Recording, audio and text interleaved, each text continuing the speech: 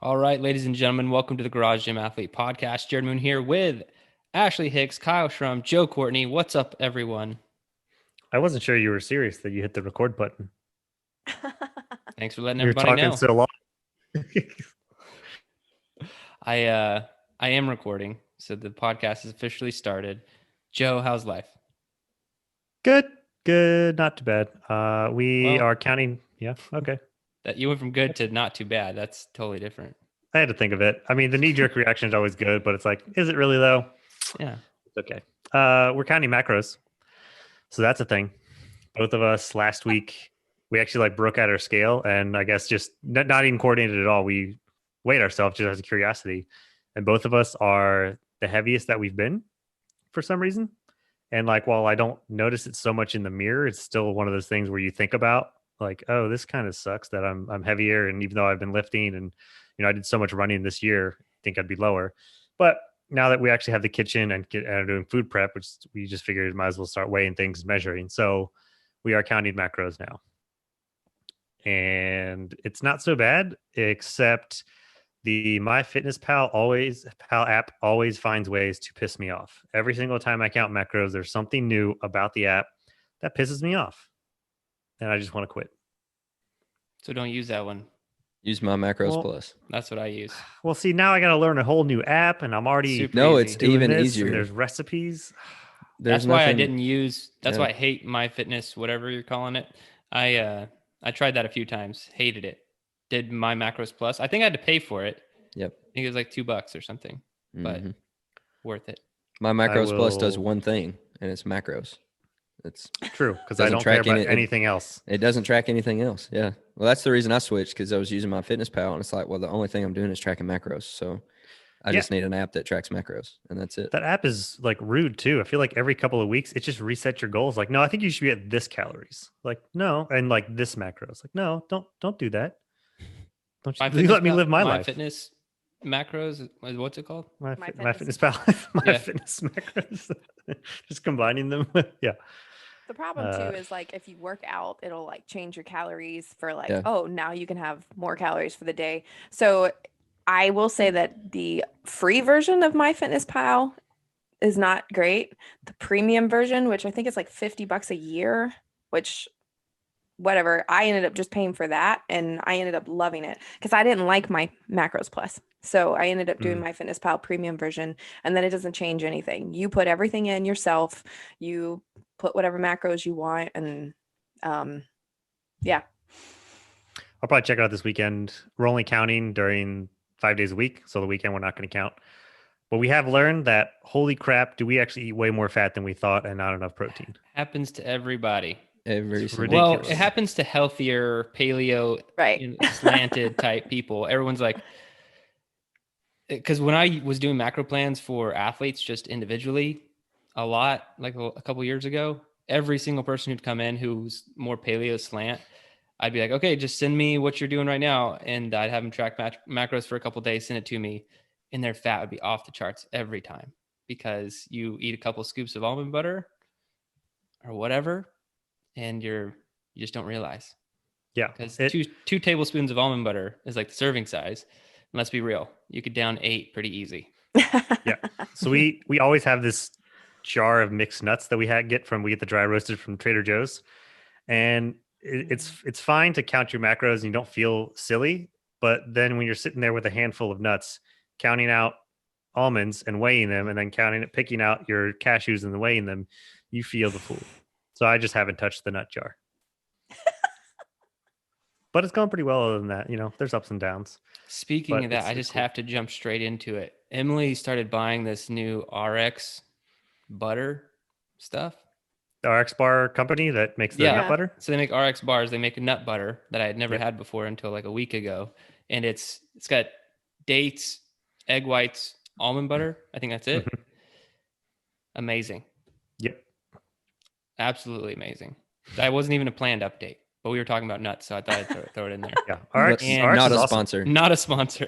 Yeah, I would take. I mean, well, that's yeah. RX If is they Nope, great. want don't to be say a that. sponsor, yeah. Yeah, right. Then send me 'Cause unlimited jars of that nut butter. It's really Yeah. good. That's all I got. My macros. Ashley, how you doing?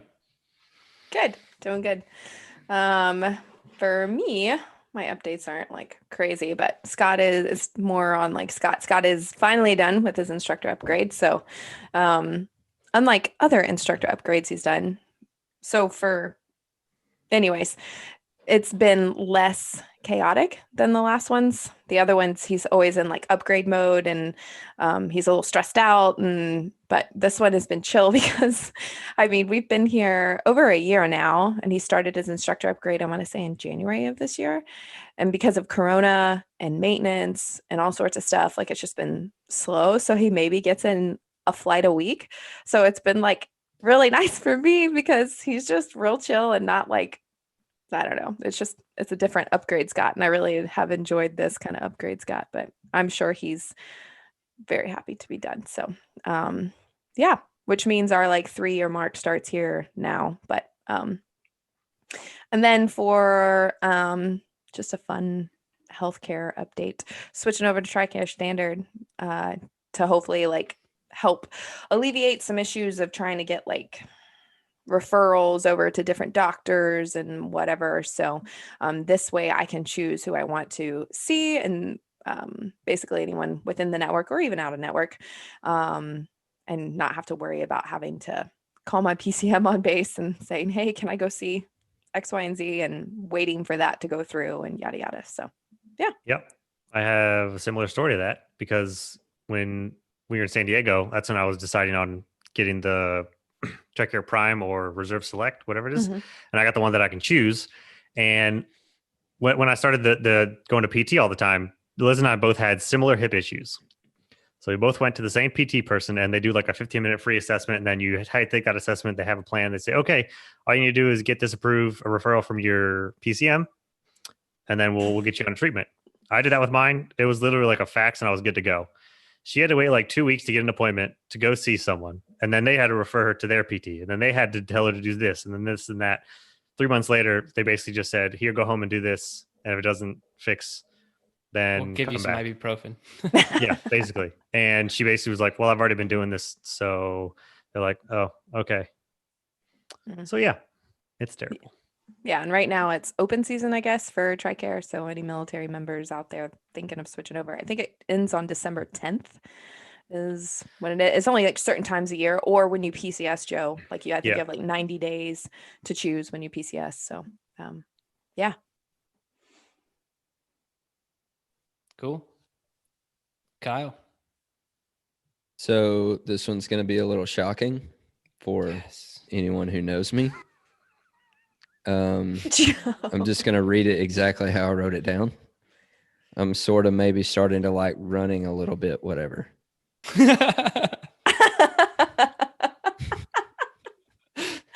Whatever part is the best part. Or whatever you call it. I'm just going to read this. I've prepared a statement. Yeah, like I had to consult my PR team for how this is going to Yeah. shake up the world. There's 3 dots after that, whatever, too. So, Yeah. interpret that how you will. Anyway, That was great. I don't know. I don't know if BCT is actually making me like running more, or if I'm just surrendering to the process. The fact that it And happens 3 times a week. Just accepting the fact that I have to run all the time now. But I don't know. Doing the running last week, I was just kind of hit me while I was running. I was like, I don't isn't hate that bad? this. I don't Well, hate after you myself get right better now. at it too, it's not as bad, And I mean, actual like your form improves, you're a little bit more efficient. It's not as painful if you did have those issues and everything. So I kind of agree with you. I enjoy it now because I'm just getting fitter, and it's like noticeable what like running distance wise. Like I'll run the same amount of time and I'll go further and I'll be like, oh, because you don't really feel any different. Like I don't feel any different when I'm running, but I'm like, you legitimately went a half mile further in the same amount of time. It's like, okay, great. That's cool. Yeah, like while I'm doing it, I'm like, okay. And then I check, how far I went at the end of it, or I check my splits or whatever at the end of it, and this visible improvement. I'm like, oh, okay. Well, that's not okay. Cool. So yeah, anyway, that's all I'm gonna say. So running, not so bad anymore. That was great. Bravo. I don't have a lot of updates after I blew everybody's mind with the nut butter. Because that was kind of a big update that I wasn't planning on telling anyone.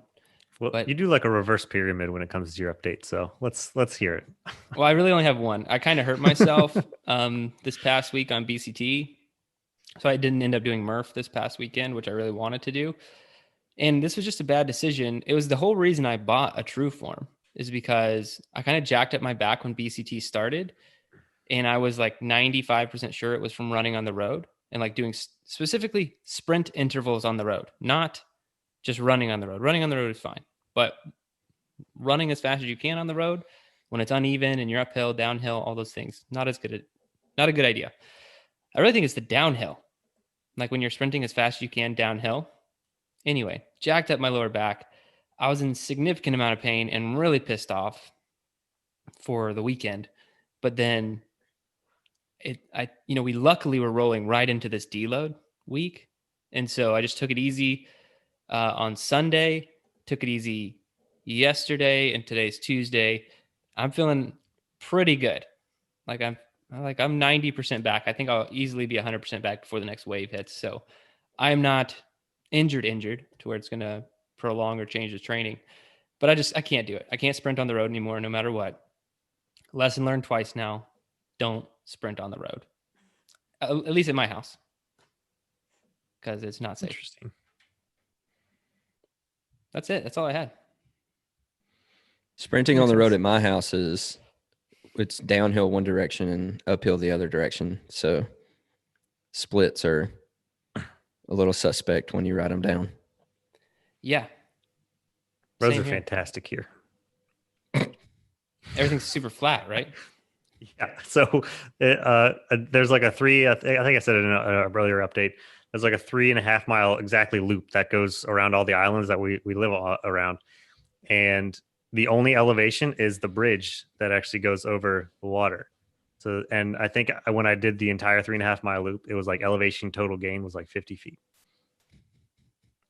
That's crazy. I get more elevation gain at the track I run on. Yeah. Yeah. I get more elevation gain walking out to my mailbox. Yeah, that's how San Diego was too. Well, yeah, where I live, I know Texas is flat, but specifically here, it can be. I just live in a weird spot in Texas. It's the only hill. Yeah, it was a around little here. hilly. So it's I can get easily 600 plus feet elevation change on a run or a bike ride, which is a lot. I think that was it. Oh, and a reminder, we're on video. Mainly a reminder to all of you, just to make sure. No, we are on video. So if you're watching YouTube, you can see that I placed the Killing Comfort books right here. It's a subliminal message. So you see the book and you're like, oh yeah, next time I'm on Amazon, I want to pick up that book, Killing Comfort, or Audible. You want to listen to me read it. It's right there. You can do it. Just go get it. All right. We can get into the study. Training for longevity, the reverse J curve for exercise. This was done in 2020 over the summer, and there's a lot. There could be a lot to unpack. I'm not going to unpack it all. I basically pulled out interesting facts and quotes from the study. Big picture, what was the study? It was 10 large epidemiological studies, and all but 2 of them showed a very distinct reverse J-shaped curve for exercise dose and mortality. So big picture takeaway, and then I'm actually going to throw it to you guys pretty early on, because really they were just looking at 10 different studies and trying to see if they could come up with a conclusive, hey, what is the dosing of exercise? Like, what's too much? What's too little? And they found out that reverse J curve, we've talked about it in with too much exercise and upper respiratory infections. We've talked about this on the podcast before. So if you don't train at all, but no, I think it was just a J-shaped curve actually. So if you don't train at all, you get sick X amount. If you do train about 5 hours a week, your chances of getting sick are much lower. And then if you train a lot, too much, like 10 hours per week, it jumps up past the unhealthy people. This is different because it wasn't looking at upper respiratory infections. This is looking at really how long are you going to live? And it's if you're kind of sedentary, that's obviously the worst. And so it's a reverse J. You have the highest chance of death if you don't exercise. If you exercise a moderate amount, your risk of death goes down quite a bit. But then if you exercise a lot, you're kind of in some of the studies, you're about in the middle between the person who exercises a moderate amount and the person who doesn't exercise at all. So that reverse J, you could die if you exercise too much. Big takeaway. And we'll get into some of the numbers and how much and all these other things, but I'd love to hear what you guys thought about the study and any takeaways you may have had. I said that it actually went with my myth from last week of like, I have to work out more in order to like, see more benefits or whatnot. So it was funny that we're doing a study after that. But so they talked about the moderate dose, that a moderate dose of exercise was actually good, but they don't quite know what that magic number is. They mentioned that multiple times in the article, like they wish they had something to give someone concrete. But from the abstract in the very beginning, they talked about that. I think it was 2.5 to 5 hours was in that benefit range, which if you follow our Garage Gym Athlete program and you do even a Meet Yourself Saturday, that's 5 hours, right? Because you work out 4 days a week plus the hour of the Meet Yourself Saturday. So you're within that good benefit range. But what I found interesting, just like you, Jerred, talk about, kind of things that you found interesting within the article, or the study, excuse me, they talked about how if you are doing 10 hours or more of workout specifically, they said that was a higher risk for cardiovascular disease. So something like being sedentary and something as opposite of that and working out too much can cause the same health issue, which I found super intriguing. And then they also talked about how marathons and triathlons are the biggest sports events that have, sudden cardiac arrest, which I found very, very interesting. And then it makes me think about CrossFit Games athletes. Like that was the thing that I took away for this. Like some of them train 3-4 times a day, and how many hours are they logging in for this training? And this is clearly telling you like, this is, your health is deteriorating, like your longevity of life is going away. So I don't know if we haven't seen what their training has done to them quite yet, but I'm interested to see what it would do to them, what it will do to them. But another big takeaway for our listeners, I'm sorry, I'm going to wrap this up, is moderate exercise still does improve your cardiac health. So this is not saying don't work out. It's just saying don't overtrain. And they even said if you do 15 minutes of something, it's better than doing absolutely nothing.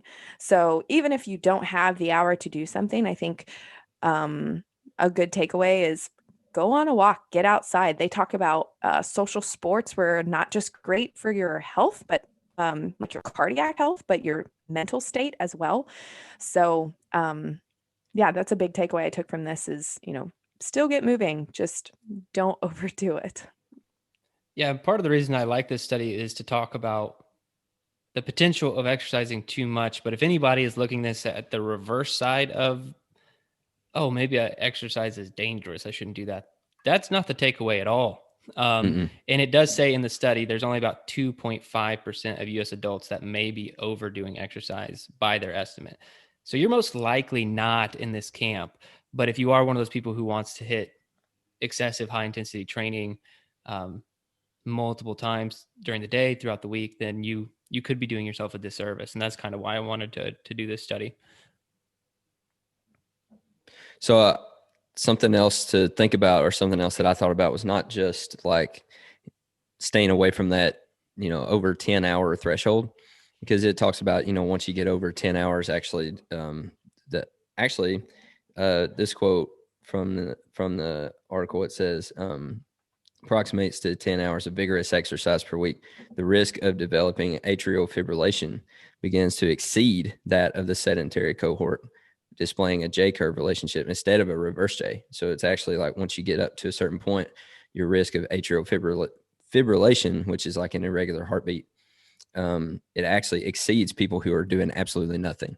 So you can look at that 10 hours and be like, okay, 10 hours, but I think it's important to not just look at that time limit, but to also look at the intensity limit, right? Because especially kind of the nature of like high intensity interval training would be doing workouts really, really fast, right? Doing them for time, trying to get a fast time. So it's like, well, if I do like, if I do a couple of these a day, but they're only like 15 to 20 minutes each, it's like I'm still staying under that 10-hour limit, right? But then it's like, no, it's the intensity as well. It's not just the time that you're spending in these these training sessions. It's also the intensity of it. And so, because it's all about your heart, right? It's about they're specifically looking at a bunch of different heart risk factors and cardiovascular factors. And so it's not just about staying under that 10-hour threshold. It's about keeping an intensity threshold as well. And so that's something that I thought we should take away as well. Yeah, all I really have is to enhance and double tap on some of what you guys are saying. One thing I wish the study did is that I was kind of confused by how they were defining hours, because what you guys said about the 2.5 to 5 hours per week, and I think that's of intense exercise versus there was another graph they had about just in general activity, which is way more hours. So I think a good takeaway is that yes, the 2.5 to 5 hours per week, looking at what you do is what I'm thinking is intense exercise, getting your heart rate above 70% kind of thing. But going for walks, doing things around the house, doing some sort of activity is still good to go above that, as long as you're not getting too carried away. Or if you have, people that you're not exceeding too much. Finding your happy place is kind of what I'm taking away also as well, and what your goals are. So knowing that if you have some really big goals, like 500-pound back squat and sub 5 minute mile, then it might be okay to push it a little bit now, and then 5.5 hours training per week. Exactly. Yeah. Good. But if you're longevity and other just conditioning goals, then you don't need to fret. All right. Sorry about that. We were having some technical difficulties, so I apologize if that's coming off weird for any podcast listeners or YouTube. It's the fact that Joe's in Bahrain. But anyway, I'll pick it up from here, because I do want to, if there are any let's just say super nerds and or medical professionals, doctors, whatever, who want to look into this stuff more, you could, because everything we're talking about is 100% in relation to the heart, like Kyle was pointing out. So to Joe's point, could you still walk and do other things?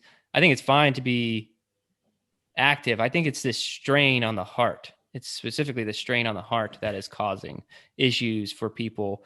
And so I just want to make that very clear. There's not some magical threshold of movement that's going to, because if you're doing yoga, I bet if you did 10 hours of yoga per week, you're probably just fine. You know what I mean? You're not going to, it probably not going to help you that much. But that, to just point out some other stuff that I pulled for the study. Micah True, he was an ultra endurance runner, and he was the subject of the popular book Born to Run. I'm sure you guys have heard of that book. He frequently ran 50 to 100 mile races in desert heat, and he died at the age of 55 suddenly while running. They did an autopsy of his heart, and it revealed scarring of the atria and ventricles, particularly the right ventricle and the interventricular septum. So there you go. Super nerds, if you want to get all into that stuff. Anyway, these things may not be good for you, this ultra intensity, ultra endurance type stuff. And I know the one time I ran a marathon untrained, my heart did not feel great. And I mean that literally, my heart. I felt like I was having arrhythmia, just felt a little bit shaky. So I was just I'm just going to chill.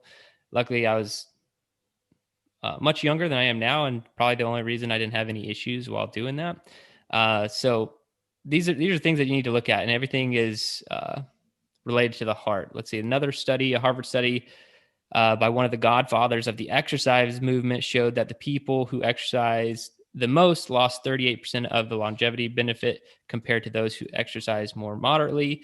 Ken Cooper, one of the founding fathers of modern aerobics, once said, if you're running more than 15 miles a week, you're doing it for some other reason besides health.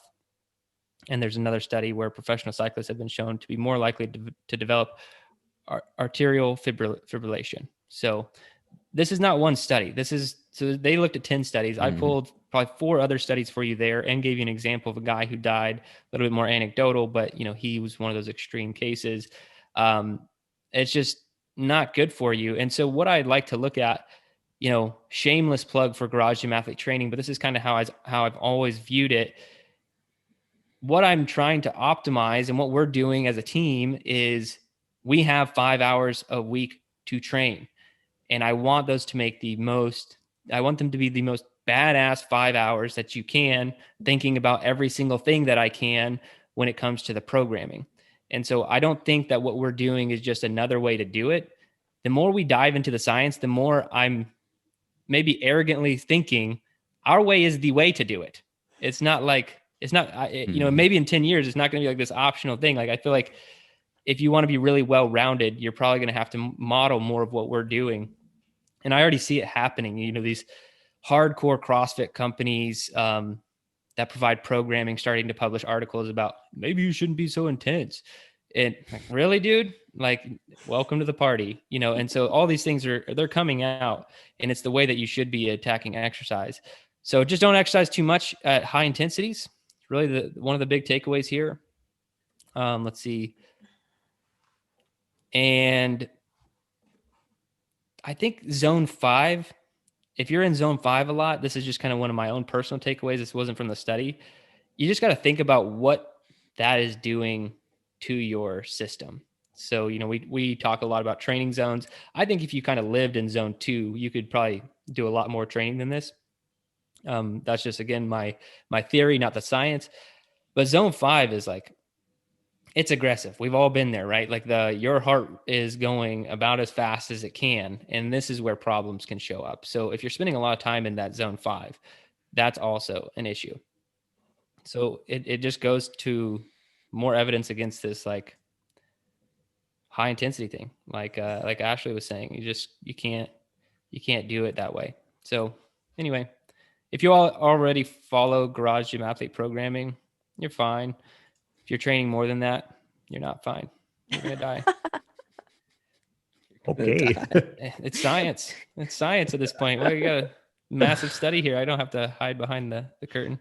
And then the coolest, and I'll kind of end with this, but the coolest thing I found was the Hippocrates quote. Did you guys read that in the study? Mm-hmm. So 2,500 years ago, Hippocrates said, if we could give every individual the right amount of nourishment and exercise, not too little and not too much, we would have found the safest way to health. 2,500 years ago? Seriously? Just crazy. Crazy stuff. All right, cool. That's all I got on this, guys. Don't exercise too much or you'll die. That's it. All right. Joe, what are we talking about today? Topic wise. So, as with the last few Thanksgiving periods, we do a Better Human Friday sale each one, and where a bunch of our products and programs are going to go on sale for pretty cheap. And a lot of people like to scoop some of them up then. So we're going to talk about some of them that we have either done, have experience with, or just highlight a few.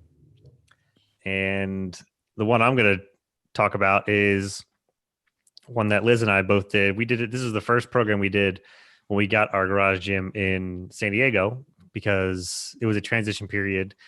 Anytime you transition and move, there's usually several weeks or even a couple of months of no weights, no gym access. So it's a lot of body weight and running. So we wanted to get something with a barbell, and we had just gotten our squat stands, our weight and everything like that. Anyway, so we needed something to ease into getting back into weights and to actually be able to use ours. And Strength and Engine is one of we have like a couple of different levels, but one of the level 1 programs.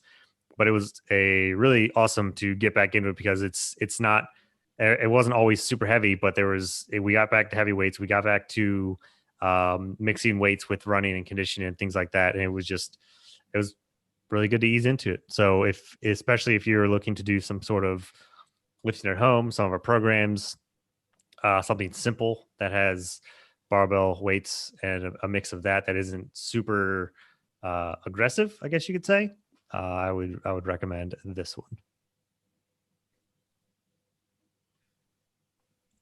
So I picked two. The two that I picked one I haven't done, but I'm kind of interested in it. And then one that Scott and I use all the time, which is one man system. We love the one man system for when we go out of town or travel.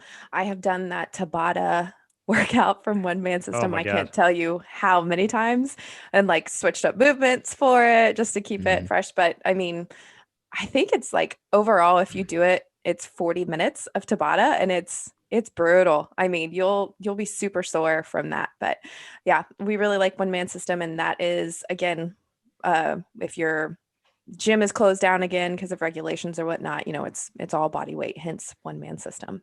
So don't need any gear for that.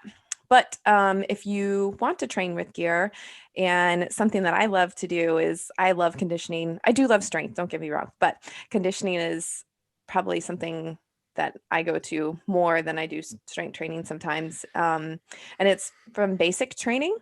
And I just kind of looked through some of the workouts, and there's like a baseline workout for you to do. It's 6-week program.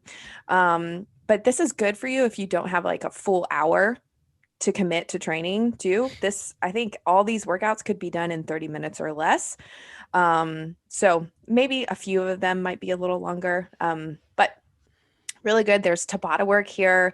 There's, rowing, there's some barbell movements, there's all sorts of stuff in here. So if that sounds right up your alley, then basic training is the way to go. I'm going to highlight the one man, one kettlebell program, which is really, really cool. It sounds exactly, or it is exactly what it sounds like. You need one person and one kettlebell, and that's all you need. Kind of the spirit of, a garage gym athlete of everything we do here. We kind of try to, keep the equipment to the bare minimum. We like to have a bunch of stuff if we can, but we also realize that some people, are at different levels with their gyms and with their availability, their space, and all those things. And so we try to keep things really simple as well. And so this one is almost as simple as it gets, not as simple as one man system. You do need one kettlebell, but that's the only piece of gear you'll need for the whole thing. It's a 4-week program. We have a test at the beginning of the program to tell you which kettlebell you should be using, specifically to test different weights of kettlebells. And this is the one that you should use for the entire program. And that's all you need. And so you need space for a kettlebell to swing one or to push one overhead, or space to get down and do push-ups or burpees, and a little space to run outside. And that's going to be it. That's all you'll need for this program. I think it's really, really simple. There's some bonuses thrown in there as well. Really good stuff. If you are just now starting with your garage gym and you don't have a lot of equipment, or I think this is one, I mean, maybe not taking it on an airplane, but if you're going to be traveling around driving or something, you can fit a kettlebell in your car. You can take it with you somewhere. So you could use this one on the road as well if you need to. But I think this one's really simple, a lot of fun, and would really give you some great results in just a short amount of time. I actually knew a girl who, no matter where she went, flying or anything, she took her 35-pound kettlebell. They would go to like the Bahamas for like 4 or 5 days or something, and she would put it in a bag, and it would always be like crazy to get through security or whatever, but they would just like look at her all crazy and funny, but she would just have her kettlebell with her so she could do a kettlebell workout when she's on vacation. Carried on a kettlebell. Yes. It was like, I think it was in a bag, like wrapped in something, but still, it was always with her. That sounds like something Jerred would do. No, I ship it to people's house. Yeah, I was gonna say, he just buys. Yep. He's got like kettlebell stamps all over the world, or all over the US. Freaking COVID! I haven't used the kettlebell at my in-laws' house in like a year, and they're not touching it. It's too heavy. They can't even pick it up and ship it back to you. I'm not giving you like a gift. I'm giving you something that I can use. So I just want to talk about Better Human Friday. So there are a lot of great programs, and you guys have mentioned them.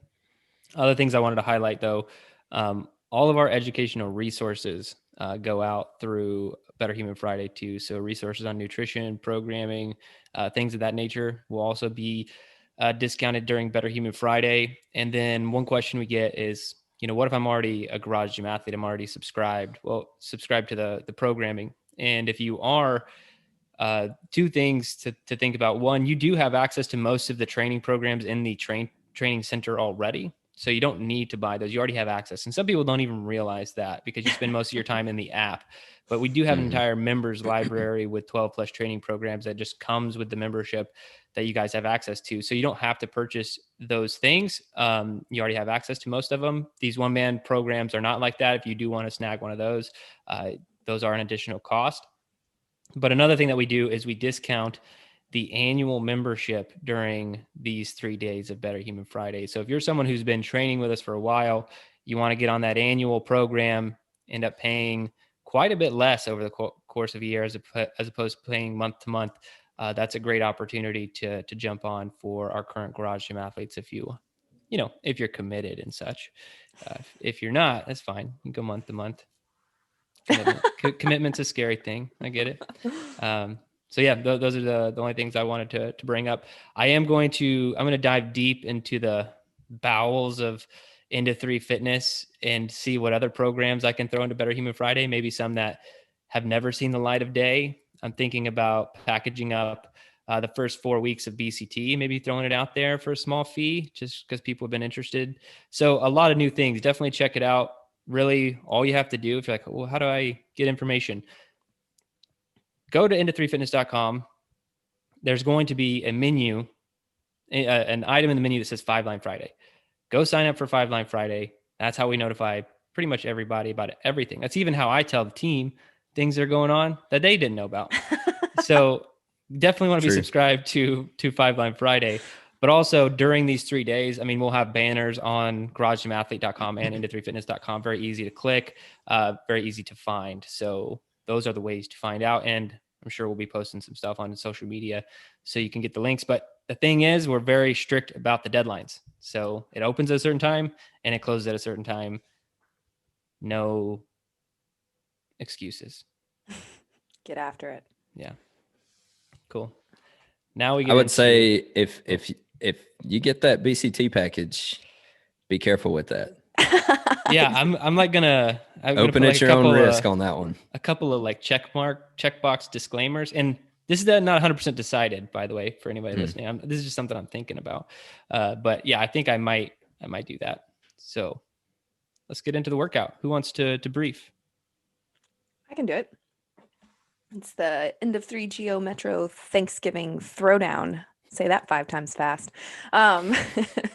It's a really quick one. So you are going to do this for time. 15 handstand push-ups, 10 cleans at 135 for male, 95 for female. Thank you for putting that in there. 10 strict pull-ups, 20 deadlifts at the same weight that you just did for cleans, 25 push-ups, and then the exact same weight you just did for the cleans and the deadlifts. You're going to do 15 back squats. And for time, if you are at 336 or less, you are more powerful than a Geo Metro. If it's in between 3 minutes and 37 seconds and 4 minutes, you're as powerful as a Geo Metro. Yes. And then if it's over any of that, then you are less powerful than a Geo Metro. Who's done it? Show of hands. Joe, you've never done. Come on, Joe. You're muted. Why are you muted? Joe's actually out for the rest of the podcast, so we're going to finish it without him. Just keep talking, Joe. We're going to watch you talk, but not listen. So Joe, anyway, you haven't done it. It's probably one of the only quote unquote traditions we have at Into 3 Fitness is this Geo Metro Thanksgiving Throwdown. So of those who have done it, because I only wanted to hear from those who had done it anyway, this works out perfectly. What tips do you have, and what do you think of the workout? I think it's really fun. Where were you? You got to report where were you on the scale when you did it? I was as powerful last time I did. Last year I was in the middle. I was as powerful. I was not less powerful. I'm as powerful. Perfect. And so I mostly just I shouldn't say this. I don't tell anybody about this workout, but I was going to say, I just tell people I'm as powerful as a car. I don't tell them which car. I just tell them as powerful as a car. Yeah. It's a lose-lose. Yeah.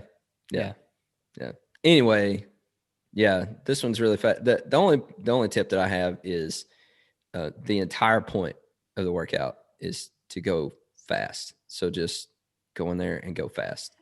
It doesn't take very long. What do you It's expect not- me to say now? Yeah, well, exactly. So I'm just taking it away from Jerred. Just go in there and just go fast, knock it out. It doesn't take long, and just see what you can do. See if you are more powerful than a Geo Metro. Jerred, you should tell him where this came from after Ashley goes. Okay. Yeah, I'll tell the story after Ashley. I just said I love this workout, and then I mean, there's not really much you could say other than, again, you just got to go for this, but also modify what you need to, and make sure that your transitions are efficient and quick. So when you are transitioning in the workout within like your push-ups to your cleans to the pull-ups, like make sure everything is kind of nearby, because that's, some seconds that hopefully you can shave off. But be smart. If you can't do handstand push-ups, set up a box, do what you need to do. If you can't do strict pull-ups, ring rows, whatever you need to do here. So just be smart about it, and yeah, just go fast. Oh, jams. I don't know. I'm throwing a Phillies? You have one song. man. Make it Joe's a good back. one. Joe is back. Am I? Oh, Yeah, there we go. Yay! what about Fuel by Metallica? That would be a good song for this one. I That's think. perfect. Yeah. I wonder if it's 336 or less, but I was more powerful than a Geo Metro, but I scaled my pull-ups last year. So this year we're going to go straight strict. We'll see how that goes. And check the brief on this one. It takes me back to my like bare bones garage gym days, and I just love it. I'm using a pull-up bar that's with two straps and a galvanized pipe from Home Depot, and I basically was like one man, one barbell at that point. I had a barbell and like plates. I was like the whole garage gym. So it's a cool video. Is this from Shepherd? That was the most bare bones, but that was in Florida. So not long after Shepherd, to be honest. It's like right after we moved. This is No Beard Jerred. So that tells you how long ago it was. That's how you know he was in the military at that point. Yeah, no beard. Jerred lived for a long time. I killed him though. Joe, do you have? I mean, you've never done it, but you want to? Is your audio? Well, working? I can still. Okay, Is at it? least you can Okay. talk. Yeah. Yay. Oh, that's a start. I would say I don't think it's written in this thing or even in the brief, but use one barbell. So that means the deadlift, you have to clean it to your back. You're not just going to have a second barbell for the back squat. It's true. But do a dry run through first, because you have to do all of these unbroken. So do like half the reps going through casually just to make sure you can handle it, and just so you're primed and you know how it's going to go from one to the next, and then rest good and then go through it, because it has to be unbroken. And if you don't do it unbroken, then you're just wasting your reps. Yeah. Okay, so the story behind this, I do think last year we talked about it, but I'll tell the story again. Is I've always been into just math and programming and like calculating horsepower and stuff. I found out that stuff not super useful in programming, by the way. Like specifically like a horsepower calculation, not really that helpful. That's why I think it's funny when all these like shirts that are coming out now, you wear the shirt and it's like, oh, you generated 6 horsepower. I'm like, that's useless. This is not going to help you at all. But anyway, I wanted to like calculate out a workout to where we would be like, you'd be more powerful than something really cool, like a Ferrari or a really cool car. And so then I started calculating out horsepower for different workouts. And there has to be a time element. That's why these things have to be unbroken, and it has to be done under a certain amount of time. And anyway, when I calculated it out, I was like, there's no way. Like we can't do any workout to be anywhere close to hitting the horsepower of a Ferrari or something cool. And I just kept looking and looking, and I thought about the worst car I could think of. And it was the 3-cylinder Geo Metro. And I was like, okay, let's do it. Let's see. Pulled up the stats on the Geo Metro. I'm like, perfect. We just barely can be more powerful than a Geo Metro, which is pretty sure not even in production. Probably hasn't been in production like 30 years. But yeah, piece of crap car. Barely. I think today's golf cart would be more powerful than that car. So humans in general, we're just we can't do a lot. You know what I mean? We're not human that power, strong. not horsepower. Yeah, like Horses are way more powerful. Cars, we're just not that strong, you know? So have a good time with this workout. Yeah. Happy Human beings Thanksgiving. suck. Well, I mean, we're smart, but that's all we really have going for us. Because we made the things with the horsepower. like Yeah.